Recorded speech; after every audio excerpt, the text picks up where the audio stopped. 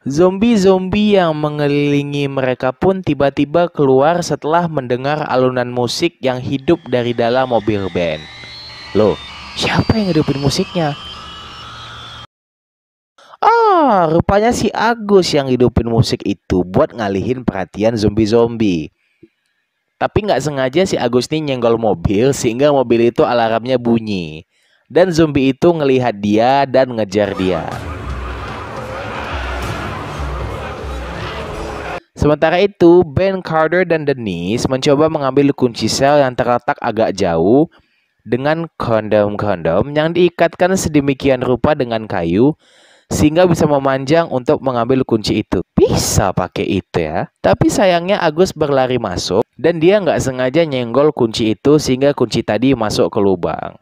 Tapi untung aja Agus nih punya keahlian dan dia ngebuka pintu sel itu dengan pisau. Mereka pun berlari dari kejaran zombie yang sudah berteriak kelaparan di dalam kantor polisi. Jadi mereka nih kabur dari pagar belakang dan saat pagar itu ditutup, nggak sengaja salah satu zombie polisi bajunya nyangkut dan keluarlah gunung bermagma yang membuat muka Carter jadi wow. Ben dan Dennis pun segera menyadarkan Carter dari pandangan birahinya karena zombie udah ngejar. Tapi Carter malah manfaatin kesempatan itu untuk meremas gunung magma tersebut. Sempet-sempetnya si kawan ini bah.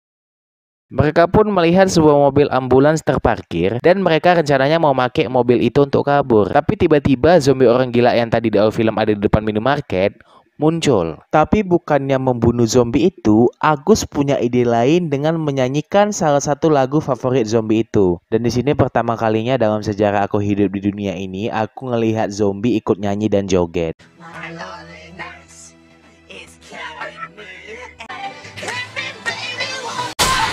Tapi seorang dari militer kemudian menembak zombie itu. Kasihan kali dan mengajak Ben, Dennis, Agus, dan Carter untuk kabur. Anggota militer itu mengkonfirmasi kalau seluruh kota sudah dievakuasi. Di sini Ben nanya soal orang-orang yang di pesta. Dan benar aja, orang di pesta rahasia itu belum dievakuasi. Karena ketika adegan berlanjut, pesta itu rupanya masih berjalan nggak? Tapi seorang zombie berada di situ dan mencoba untuk masuk ke dalam. Jadi orang-orang di pesta itu sekarang dalam keadaan bahaya. Ben dan Carter ngasih alamat yang dikasih Jeff sama militer tadi. Tapi ketika mereka sampai di sana, mereka bukannya sampai di pesta, malah mereka sampai di tempat kosong. Ben sama Carter pun akhirnya sadar kalau Jeff ngasih mereka alamat palsu. Di sini Agus ngejek mereka berdua yang akhirnya nggak jadi pesta karena mengkhianati dia. Di sini pun mereka buka-bukaan aib. Yang mana akhirnya Agus tahu kalau Ben dari dulu mau keluar juga dari pramuka. Dan Carter tahu kalau Ben suka sama kakaknya Carter. Dennis yang masih di dalam mobil pun hanya bisa geleng-geleng kepala ngelihat bocah-bocah itu berantem. Tapi betapa kagetnya dia saat mengetahui kalau pria yang tadi, orang dari militer tadi, udah berubah jadi zombie dan mau makan dia. Tapi untungnya Agus, Ben, dan Carter tepat waktu nyelamatin dia dan Dennis menghabisi zombie itu. Nah, tiba-tiba aja walkie-talkie milik militer itu bunyi dan mereka mengetahui fakta mencengangkan kalau militer akan ngebom kota itu dalam waktu 2 jam. Ben perasaan hati yang paling dalamnya langsung mengingat Kendall yang masih ada di pesta. Tapi sayangnya mereka sama sekali nggak tahu di mana lokasi pesta itu.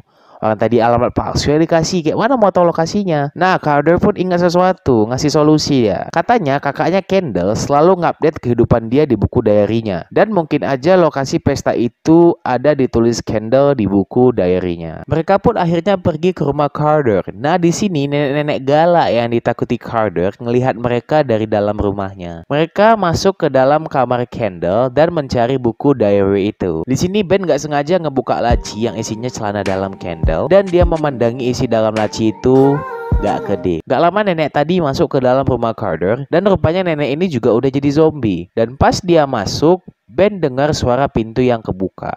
Agus dan Carter pun turun ke bawah untuk memastikan situasi aman terkendali. Sedangkan Ben dan Dennis tetap stay di atas. Dennis menyadari kalau Ben jatuh cinta sama Kendall dan ngasih saran sama dia untuk kejar cintanya sebelum hilang. Dan Dennis nyuruh Ben untuk nyium dia supaya tahu kemampuan ciumannya Ben. Saat Ben melakukan itu, terlihat beberapa zombie sedang bermain di halaman belakang. Agus dan Carter yang dibawa mencari asal suara. Tapi mereka nyimpulkan pintu terbuka dengan sendirinya. Tapi tiba-tiba zombie nenek tadi nyerang dan hampir gigit pantat Carter. Tapi Agus nyelamatin dia dan zombie nenek itu habis di tangan mereka. Di sini semua zombie menyerbu rumah itu dan mereka berempat berencana kabur menggunakan trampolin agar bisa melompat ke rumah lain. Situasi di sini berlangsung sangat dramatis, apalagi pas Agus yang susah loncat. Pas Ben mau loncat, dia nemuin dari Kendall. Tapi sayangnya zombie udah deket-deket sama dia, jadi dia pun kabur dengan jendela dan hampir aja jatuh. Nah, jadi si Ben ini mau jatuh. Kenapa dia nggak loncat langsung ke trampolin? Karena di trampolin itu tuh udah banyak zombie. Jadi untuk mencegah dia jatuh, Ben ini pegangan sama sosisnya zombie bapak-bapak. Anjir, ngilu liatnya. Karena Ben ini udah mau jatuh kan, Dennis pun ngalihin perhatian zombie-zombie yang lain. Dan akhirnya Ben pun berhasil loncat ke trampolin dan bergabung bersama dengan yang lainnya. Dengan membawa buku diary-nya Kendall. Nah, mereka pun rupanya tiba di rumah nenek-nenek yang baru aja kembali ke Yang Maha Kuasa tadi. Mereka masuk ke dalam rumah, mungkin mencari mobil, mencari kendaraan untuk pergi. Tapi di sini betapa terkejutnya si Agus saat seekor kucing tiba-tiba udah ada di belakang dia. Kucing ini udah berubah jadi zombie dan mau gigit si Agus. Si Agus pun ini langsung ngelepasin diri dari si zombie kucing itu kan. Rupanya kucing peliharaan nenek itu kan banyak. Udah jadi zombie semua. Kucing zombie itu semuanya ngejar mereka lah. Mereka pun kabur, tapi untungnya mereka berhasil nemuin mobil si nenek tadi. Dan mereka menggunakan mobil itu untuk kabur dari rumah tersebut.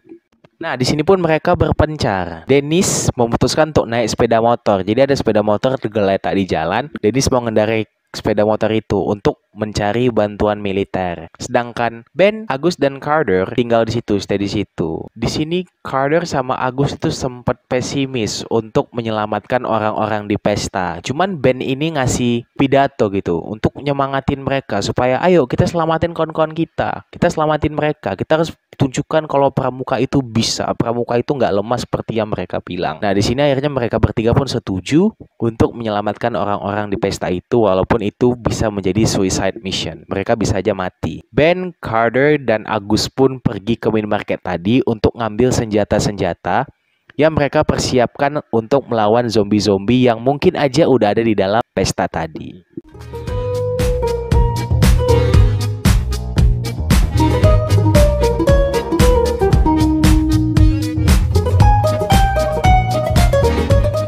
Nah, adegan pun akhirnya menunjukkan kembali apa yang terjadi di pesta senior itu. Jadi ceritanya Chloe sama Travis ini sedang berencana untuk melakukan kegiatan dewasa. Gak usah dijelasin ya, banyak anak-anak. Cuman si Chloe ini pada saat si Travis mau ngelakuin itu, dia pakai headset.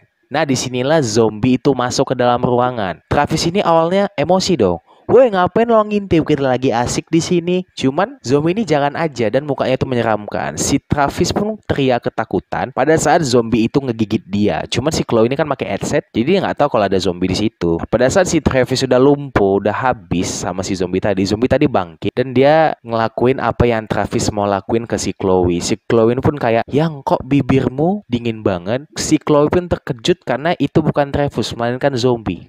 Dan zombie itu juga menggigitnya.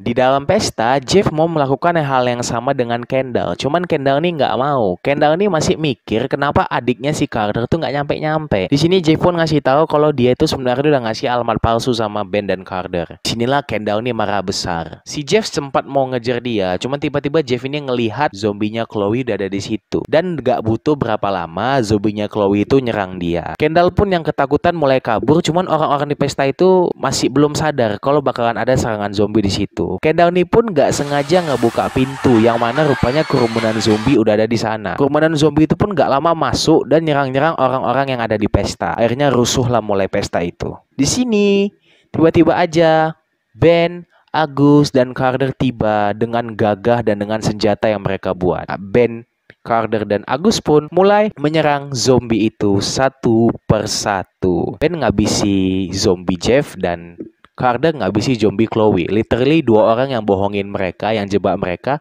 mereka yang habisin gitu. Nah, sampailah akhirnya momen dimana zombie-zombie itu udah pada mau mati ya, udah pada habis. Inilah adalah waktu dimana Ben akan nyelamatin si Kendall yang manjat ke atas menghindari zombie yang mau menggigitnya di bawah. Cuman sayangnya senjata Ben ini sempat habis dan dia kesusahan untuk melawan zombie itu. Tapi untung aja Agus dan Carter ngebantunya dan akhirnya mereka berhasil menyelamatkan Kendall. Ben pun menyuruh Kendall untuk pergi bersama yang lain keluar dari tempat pesta tersebut. Jadi mereka semua itu yang dalam pesta udah terevakuasi, sedangkan Ben, Agus, dan Carter masih ada di dalam ruangan itu. Mereka ngunci semua pintu kan, dan mereka mencoba kabur. Nah, mereka sampai di satu ruangan. Sebenarnya mereka ngira di situ ada pintu keluar, tapi sebenarnya nggak ada gitu. Mereka pun bingung, oh gimana? Sedangkan zombie udah pada ngejar tuh, udah pada mau nyampe di ruangan itu. Nah, di sini si Agus rupanya ngebuat bom pada saat tadi di minimarket. Dan dia sebenarnya buat bom itu untuk meledakkan zombie-zombie yang ada di dalam sana. Nah, karena nggak ada pintu keluar nih, akhirnya mereka pun kayak, udahlah kita ledakin aja, nggak apa-apa nyawa kita habis, yang penting orang-orang di kota selamat dan zombie-zombie ini hancur. Nah, akhirnya si Agus pun udah mau ngidupin bom itu kan. Nah, di sini Ben sempat berpidato dan minta maaf lah sama si Agus tentang apa yang mereka lakukan. Dan di sini adegannya sedih banget, mereka saling berpelukan, mungkin untuk terakhir kalinya mengucapkan pramuka selamanya bertiga gitu. Akhirnya mereka pun udah siap menghadapi segala resiko yang ada untuk ngidupin bom itu. Tapi untung aja tiba-tiba Dennis muncul dan memberitahu ada cara untuk keluar dari ruangan itu, yaitu dengan menggunakan saluran pipa pembuangan. Dan mereka pun keluar dari saluran pipa pembuangan itu gitu. Pertama si Ben dan kedua si Carter. Agus ini sempat ngidupin bom dan untungnya dia selamat. Nah, akhirnya bom itu pun meledakkan gedung itu dengan zombie-zombie yang ada di dalamnya. Setelah gedung itu meledak, tiba-tiba aja zombie Roger muncul. Dan di sini Ben, Agus, dan Carter takjub karena zombie Roger ini nggak koit-koit gitu, kuat banget. Tapi sayangnya tiba-tiba aja sebuah bom granat dilemparkan dan meledakkan zombie Roger itu. Ternyata militer sudah datang untuk menyelamatkan mereka semua. Nah, mereka pun kemudian dibawa ke pusat evakuasi, yang mana di situ Ben bertemu lagi dengan Kendall. Di sini Ben tanpa pikir panjang langsung meletakkan bibirnya ke bibirnya si Kendall, dan Kendall ini kayak tercengang dan sebenarnya Kendall ini sebenarnya suka juga sama si Ben. Nah, di sini Carter ini emosi banget sama Ben yang nyium kakaknya, tapi si Agus nih kayak bilang mereka tuh cute banget. Ya udah nggak apa-apa, biarin aja. Nah, akhirnya pun Carter hanya bisa terdiam melihat Ben menciumi kakaknya. Dan di sini Dennis pun juga dalam keadaan selamat dan mereka pun menjalani hidup mereka dengan baik selanjutnya. Film pun selesai, ending yang sangat mengikehkan. Oke, begitulah alur cerita dari Scout's Guide to the Zombie Apocalypse. Film ini memang seperti film zombie biasanya, cuman dengan selingan humor, jadi film ini cukup entertaining sih. But anyway, thank you so much buat kalian yang udah menonton video ini. Jangan lupa untuk klik tombol like, subscribe, dan share sebanyak-banyaknya video ini to your friends, families, kepada mantan, selingkuhan, ataupun kekasih gelap kalian. Dan jangan lupa juga untuk nyalakan lonceng notifikasi sehingga kalian gak akan ketinggalan video-video kami selanjutnya. Dan akhir kata, saya Adit beserta tim kreator film pamit undur diri. Terima kasih atas perhatian kalian and see you on the next videos.